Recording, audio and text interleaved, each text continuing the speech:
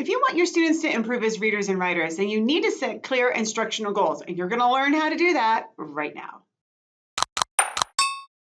Hi everybody, I'm Lee Hoff from Literacy Teachers, and I'm all about helping you inspire, motivate, and change how your students read and write for academic success. So today we're talking about how you can set instructional goals for your students that will increase their literacy achievement. And so this is really starting with the end in mind. So think about your students, whatever data you have on them.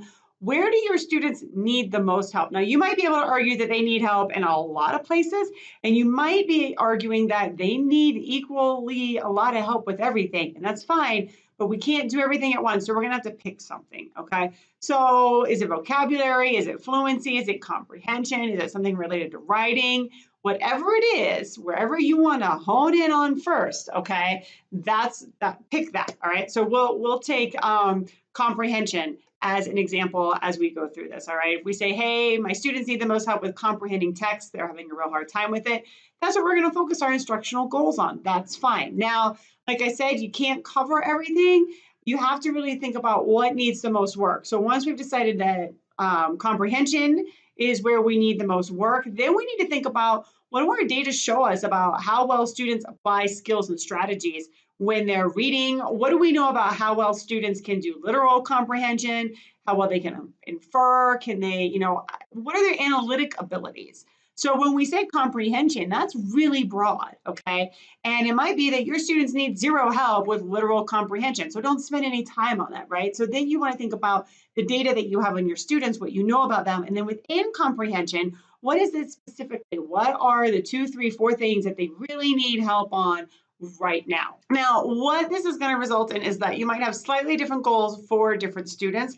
And sometimes you might be doing a whole class lesson that hits 75% of your students, and maybe 25% of your students aren't ready for it, or maybe it's, they've already mastered that. It's not always going to be perfect, but you do want to think about kind of globally, what do your students need? And then I would say also specifically, there are probably groups of your students that can benefit, some really focused and particular kinds of instruction that are going to be specific to just their needs that the rest of the class either has already mastered or isn't ready for yet. Now, keep in mind that when we're talking about setting goals, goals are different than activities. So what do we mean by that? So first of all, with a learning activity, I might say you're going to read a book. You're going to answer some comprehension questions. You're going to have a discussion. Now, all of those things can contribute to students improving their abilities to read and write and think and discuss, et cetera. But that's the activity that they're engaged in to help them reach that end goal. So you really need to think about the goal states what students will learn or be able to do. So for example, with comprehension, if I'm having students read, let's say, a news article, and I want them, and this is a very basic example, and I want them to identify 5 facts and maybe 2 opinions, okay? Then that's the goal, okay? And so I'm going to provide them instructions so that they can differentiate between fact and opinion.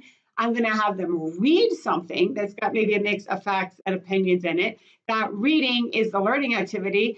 Maybe I'm going to have them write down their facts and opinions. That's also part of the learning activity. And maybe I'm going to have them discuss it with a peer, also a learning activity. But that goal is that students should be able to read a piece of text and then distinguish between fact and opinion.